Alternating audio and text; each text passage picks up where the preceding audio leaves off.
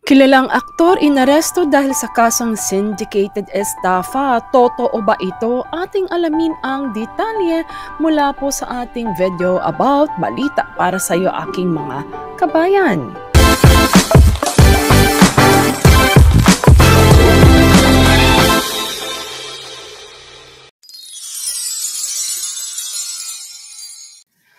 Hi travelers at kabayan, balita para sa iyo ang ating hatid sa araw na ito aking kabayan. Welcome to another episode of Jamie Aries Talk TV kung saan atin pong pag-uusapan ang latest na balita.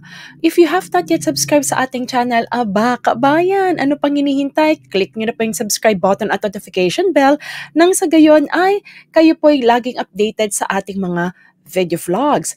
For our topic for today, ang balita po na inaresto ang kilalang aktor na si Ricardo Cepeda sa kasong syndicated estafa. Ating alamin ang detaling ito. Inaresto po sa Quezon City Police District or QCPD ang aktor na si Ricardo Cepeda noong Sabado, October 7 dahil sa kasong syndicated estafa. Hindi naman umapila si Ricardo nang arestuhin siya ng mga pulis. Ang pag-aresto ay base sa warrant of arrest na inilabas laban sa kanya ng Regional Trial Court Branch 12 na si Executive Judge Gemma P. Bukayo Madrid sa Sanchez Mira, Cagayan. Dinala si Ricardo sa headquarters ng Quezon City Police District sa Camp Caringal, Quezon City at dito siya nakaipiit sa kasalukuyan dahil sa ilalim ng Article 3142A ng Revised Penal Code ng Presidential Decree 1689, walang piyansa o non-bailable ang mga nasasangkot sa kaso ng syndicated estafa.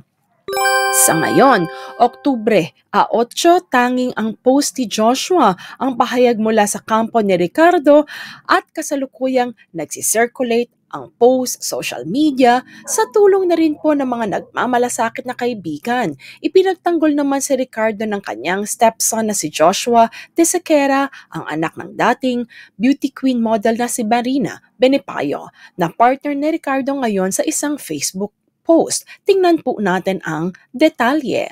Sabi po ni Joshua de Sequeira, "Please spread the word. My father, Richard Cepeda Go, was wrongfully accused. He was simply the product endorser of a sales company. They used the title brand ambassador, which many companies also use.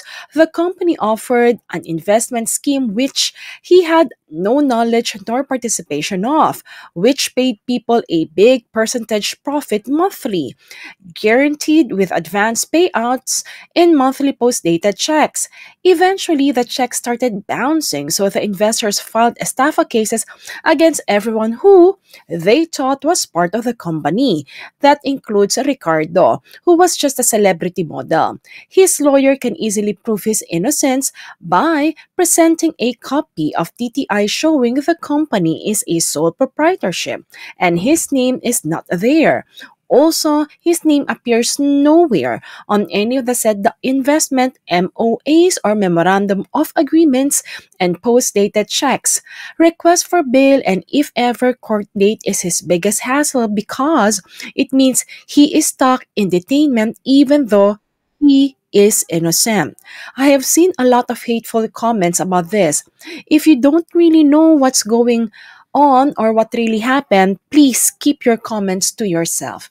Yan po ang pakiusap ng anak ni Ricardo Cepeda na si Joshua de Sequeira. So muli mga kabayan, ito pong update regarding po sa insidente kung saan nadakip ang isang kilalang aktor na si Ricardo Cepeda at naturan po lamang siyang brand ambassador at hindi siya kumolekta ng pera para sa investment company ito. So muli mga kabayan, let us look forward na managot ang dapat managot at syempre kung inosente po ang kilalang aktor na si Ricardo Cepeda ay dapat mapawalang kumbaga sala ito at hindi rin po siya makulong. So let us take a look at the updates in the coming days so that at least we will know at patuloy din po mag-ingat mga kabayan sa mga investments na inaalok sa inyo ng mga nakikita niyo po sa Facebook or mga kakilala ninyo, kung hindi po ito legit at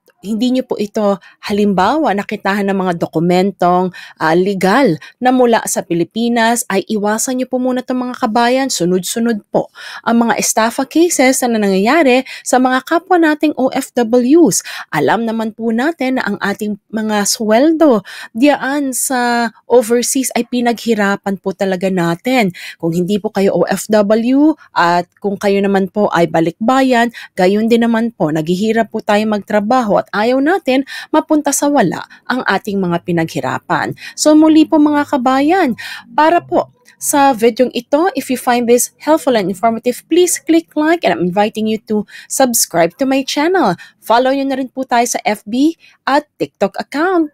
So with that, maraming salamat po. May God bless you and I'll see you in my next video. God bless you everyone.